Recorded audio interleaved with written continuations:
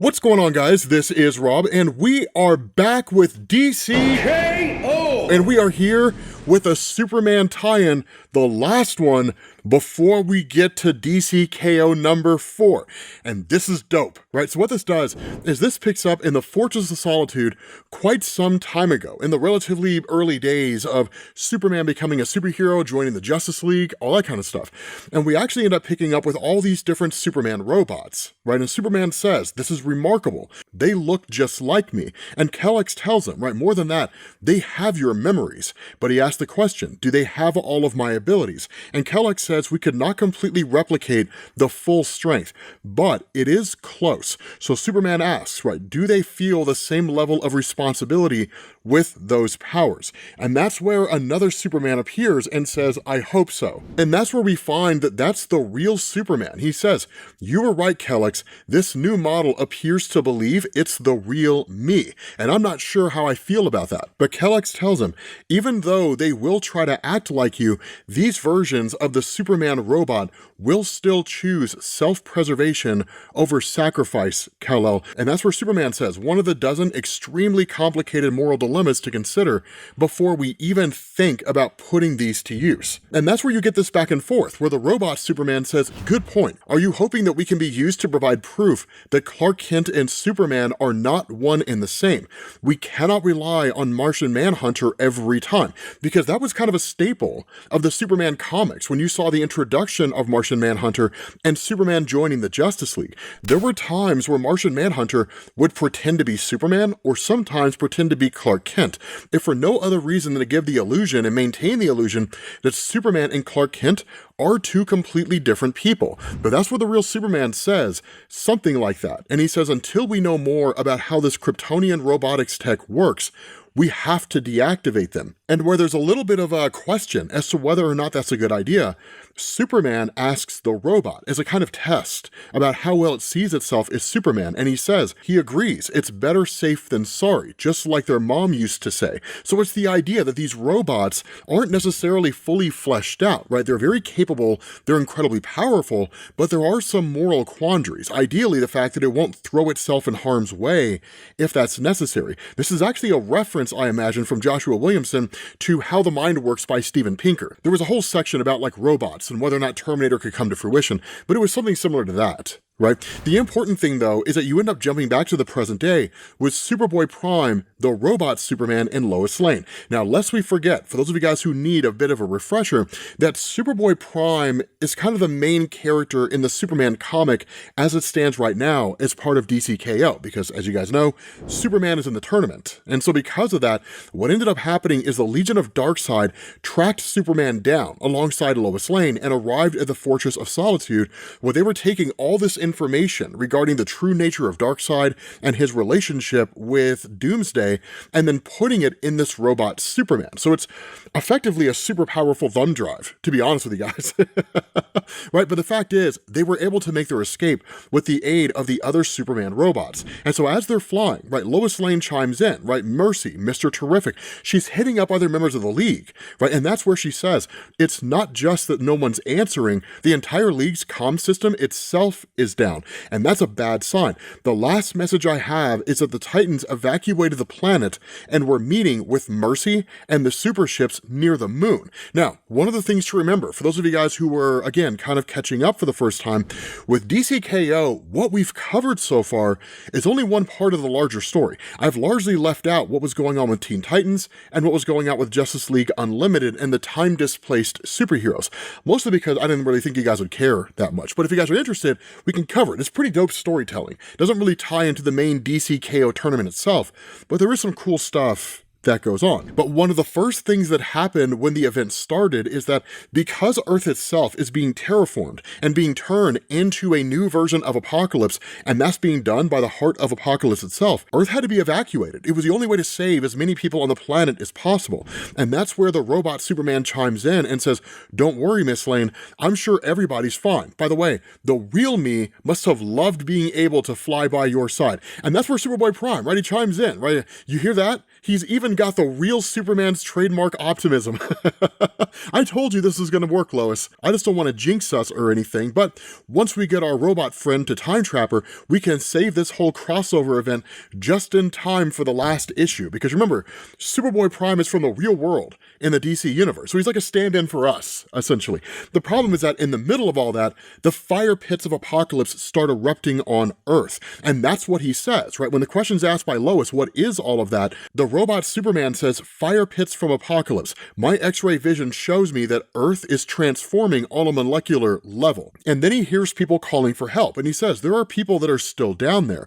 And initially he goes to race off, and Superboy Prime tries to stop him, right? We cannot go on side missions at the moment. He says the other Superman robots can only use their freeze breath to hold Sunboy and his stooges for so long, which of course, as we find, they all end up escaping, right? The Legion of Darkseid gets away. And that's the crazy thing, is because now that they're free, they're on the hunt, right? We've been busy, Sunboy. Sorry that we were not here to bail you out.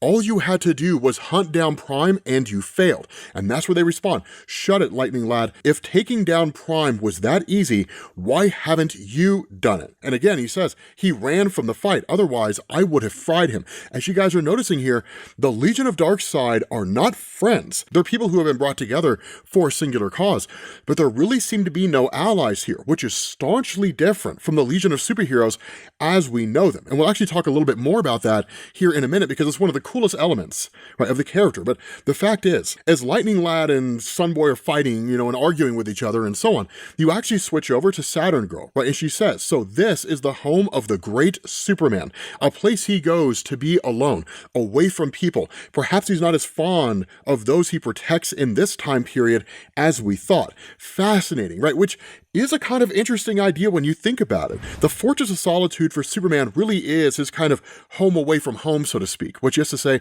this is where he goes when he wants to be in touch with his Kryptonian heritage. But it does exist outside of the entire human race as we know it.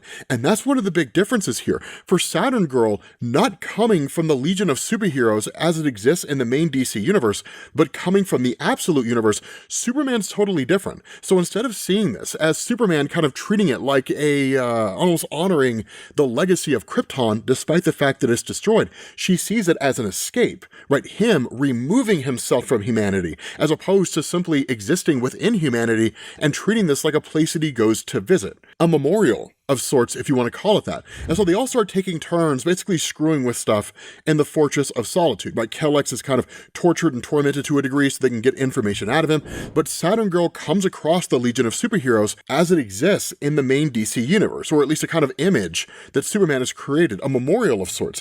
And she says the Legion here was such an important part of Superman's past and future. He honors both, but they are not his army. They are his family. They exist because of him, and he because of them, just as I am here because of Darkseid. But Darkseid is the past and the future. He is now. He is all things. Therefore, he worships nothing. He does not care for anyone, including us. Now, this is a very important statement, and the reason why is because when it comes to the Legion of Superheroes, first and foremost, the Legion of Superheroes and their relationship with Superman is cyclical, right? It's literally a kind of closed-looped system in the sense that Superman, as Superboy, had met the Legion of Superheroes, and he was inspired by the Legion to become the Superman that we all know and love. But the Legion themselves, existing in the future, were inspired to become the Legion by the actions of Superman. So they inspired the person who in turn inspired them. And so it just kind of goes around and it basically feeds itself. But it's also one of the most important team-ups and really influences of Superman and the entirety of the DC universe. There's a reason why Superboy and the Legion of Superheroes was like one of the highest selling comic book lines ever created in DC Comics and arguably the entirety of the comic book industry. But what's really interesting here is Garth approaches Saturn Girl and he says, I care, Imra. And she says, don't. If the rest of the Legion knew, they would betray us. They would use it to garner favor from our Lord. You know that, Garth. And Garth just says, the fire pits burn bright. This earth is almost his. What happens then? What happens to us? And Saturn Girl just says, that is not for you and me to decide. So this is an important interaction here because what it shows is that yes, close companionship and personal affection does exist between members of the Legion of Superheroes, or the Legion of Darkseid. But more so than that, there's cracks in the armor. This really presents a scenario where we could see at some point Saturn Girl and Garth actually defect, and they ultimately turn against Darkseid and go with the superheroes, if for no other reason than self-preservation. This is how those little plot threads are kind of developed in these stories and then grow into something bigger later on. So that's why they're interrupted, because the statement is made, according to Sunboy, our target escaped with information about Darkseid that they deemed to be important, tucked away in some robot. They could not have gotten far, and Timberwolf said that he can track them. But that's where Saturn Girl asked the question, why bother chasing them when we know where it is that they are going, which is the DCKO tournament. And so we end up in this moment, right, between the end of DCKO number 3 and the beginning of number 4, where the Heart of Apokolips says, you have fought without mercy, and so you advance to the final 4, to the next level. And so when Superman and Lex are talking to each other, Lex says, you knew that it was going to be us, didn't you, Superman? That no matter who we fought, you and I would find ourselves here. And Superman just says, I fight to support my friends, Luthor. And Wonder Woman, kind of looking around, says this is not real. This is another arena created to manipulate us. But Superman says, no, that is not true, right? This is the real world. This is our world. But I hear something. Someone I did not expect. And so that's when you pick back up with Superboy Prime and with Robot Superman. Now, you could make an argument that Superman overheard Prime and the Robot Superman, but there's actually something bigger going on here, and I'm excited to see if you guys are able to figure it out. Because at that point, Superboy Prime says, hey, right, slow down, Tin Can. The info inside you could be the key to all of this. We just need to get you to the Justice League Watchtower now. But there's a phenomenal conversation that goes on here, because he tells him, right, you're not even the real Superman. You are a tool. And I don't really say that in a bad way. I mean that like you're literally a hard drive right now. But the Robot Superman says, he programmed me to do what he would do. And that means that even when the world is ending, you still save lives. And he says, Prime, you are one of the most powerful people in existence. You should act like it. And Prime just kind of responds, right, and says, you don't really know me. You have no idea what I've been through. But the Robot Superman says, I am not judging you. I may not be the real Superman, but I have access to some of his memories, including his thoughts on you. And where Prime just kind of asks, right, does Superman hate me? The robot says no, right? He does not hate you. He's merely disappointed in you. And he says the real Superman wishes to help everyone, including you. You sometimes remind him of himself when he first learned about his powers and who he really was, how scared he was. And that's where Superboy Prime says, I'm not scared. But the reality is that he is. If you actually look at Superboy Prime as a character in DC Comics, he's a terrified little kid. Because think about his history, right? He originates from the real world. That Krypton itself was destroyed. He basically has the story of Superman. He comes from Krypton, but there is no kryptonite that can injure him because his planet was basically disintegrated by the sun instead of exploding. He has no real weakness to magic, and so while he did fight during Crisis on Infinite Earths, as soon as that story ended, he was whisked off to the Paradise Dimension, and in that dimension, he watched the superheroes in the DC Universe start to become anti-heroes. The lines between the good guys and the bad guys were beginning to blur, and so when he ultimately escaped and then came to the DC Universe in order to set things right, that he ended up basically becoming a villain. He's young, he's inexperienced, he's reckless, that he's afraid of change. He's never really had time to actually be Superman, to grow the way that Superman did. I mean, I guess there's like Sinestro Corps War and Final Crisis, but that was really just more him being a dick than anything else. If we're being honest with ourselves, right? That's just him being a dick. Nobody would disagree with that. But there is merit to the statement, Superboy Prime is by all standards of measurement a terrified young kid who's afraid of what he's capable of and has never actually had a chance to learn and to explore. And so in the midst of all of this, right, Lois Lane just kind of points out there, right, and says, hey guys, I found the people that you heard, but I'm not sure they really want our help, because it turns out it's the Royal Flush Gang. And while the Royal Flush Gang is cool, right, they are interesting, in this instance, they're complete and total nitwits, because at that point, Superboy Prime is just like a bunch of bad guys. Cool, let's just beat them up and just get back to it. But the Royal Flush Gang, when they're approached by Robot Superman, they just say, we heard the warnings, but we thought that it was an opportunity to pillage. We didn't think it was really the end of the world, which is fair. I mean, it's only like the entire planet was being evacuated, right? It was all a ruse, right? The whole of the human race was being evacuated by the superheroes to mess with the Royal Flush gang. I gotta be honest with you guys, maybe this is one of those times, right, where it's just kind of like, look, we value the sanctity of life as superheroes, but I mean, you know, if that's really what you thought, maybe you going down with the ship might not be the worst thing ever.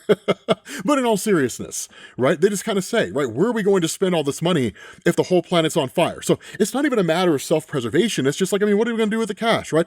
Villains doing what villains do. And so that's where the robot Superman just says, it's okay, right? We all make mistakes. We can help you get to safety. We will get you off planet.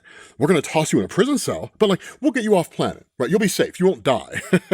And again, that's where Lois just says, maybe he's more like Superman than you want to admit, Prime. And at that point, Prime's just like, whatever, right? Can we just like get back to the main point? And so they end up carrying them to what are effectively the escape rafts, right? And when they arrive there, Lois asks, like, Mercy, like, what happened? And Mercy just says, Granny goodness happened. We were surviving here, but it's bad, right? We need help, like Superman help as soon as possible. Now, this is kind of the important thing that's going on here, right? And the Kids Are All Fight one-shot special and the Justice League Unlimited comic, as well as the Teen Titans comic, a lot's been happening that while the DC KO tournament's been going on, by and large, the forces of Darkseid have been going after those superheroes in an effort to like stop them from basically getting in the way of Darkseid's plan.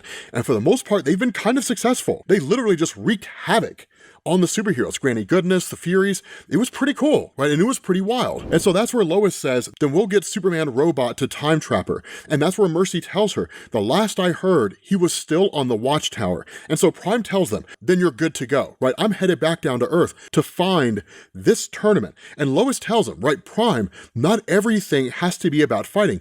You can come with us, right? We need your help here. And that's where he says, you have powers, Lois, just drop off the robot, right? You will be fine. Fighting is what I am good at, so I am going where I'm needed. And you don't need me, you need Superman. And so he ends up taking off. At that point, Lois and the robot Superman head to the watchtower, where you would expect to find Mr. Terrific, but again, they've got their own problems in Justice League Unlimited. And so Lois just says, right, I have information for Time Trapper that I have to give to him. And that's where robot Superman, kind of speaking as well, says, Miss Lane, there was a skirmish here. And Lois says, Clark said that Time Trapper, Gorilla Grodd, World Forger, and Booster Gold were trying to slow Darkseid's return so they could obtain the Omega energy in order to beat him. But Superman kind of looks around, right? The robot says, there are no signs of them. And so the question's asked, what happened? And that's where Time Trapper tells them out of nowhere, we lost. We all lost, right? We were betrayed. And Lois asks, was it Time Trapper? And Doomsday just says yes, right? Booster betrayed us. Now, Lois is kind of flabbergasted by that, right? Booster Gold, right? Not to talk down about Booster Gold. I mean, the guy's like the ultimate con artist, but he's the superhero with the biggest heart and always just kind of gets things wrong.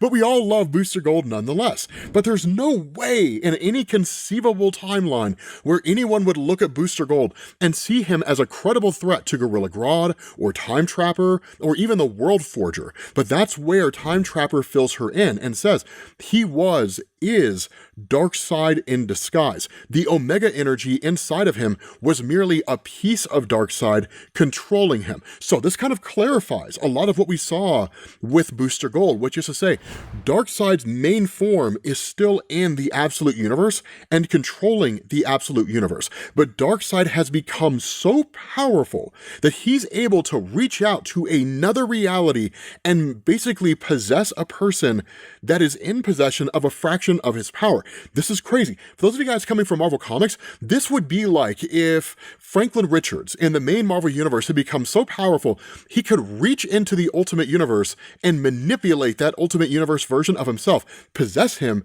and control him. This is an insane level of power that we're talking about here, right? And so that's where Trapper says, Grodd and the World Forger fled. We have failed. And so Lois just says, hold on, right? There is something that you need to know, Time Trapper. Look, and she points in the direction of robot Superman. And he just says, hello, Doomsday.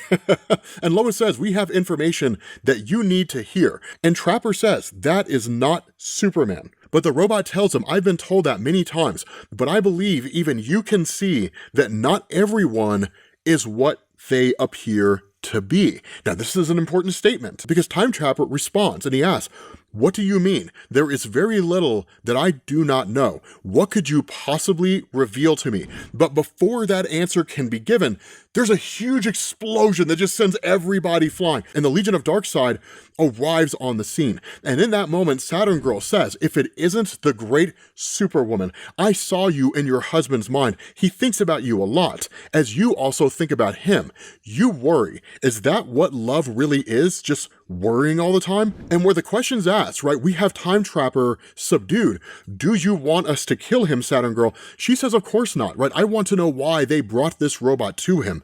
Open your mind, Lois. Let the truth out, or I will rip it out. And so that's where the Legion of Darkseid moves in and goes after Robot Superman. So on one side, you have Saturn Girl dealing with Lois, and on the other side, you have the rest of the Legion focusing on Robot Superman. And that's a crazy thing, is because Saturn Girl says, let's make it a contest. You try to get the information out of the robot, and I will make Lois watch and see if she cracks first. And so they literally start tormenting Robot Superman. And Lois cries out, because in her mind, while it's not Superman, symbolically, it kind of is. And that's where Saturn Girl says at first, I thought you just cared about the information in the robot being destroyed, but you also worry about the robot itself. And so she says, go again, Cosmic Boy. And again, Robot Superman is attacked and almost destroyed. But in that moment, there's another explosion. And that's when Saturn Girl looks over and says, what is that? And this guy just says, look into my mind, Imra, see my fears.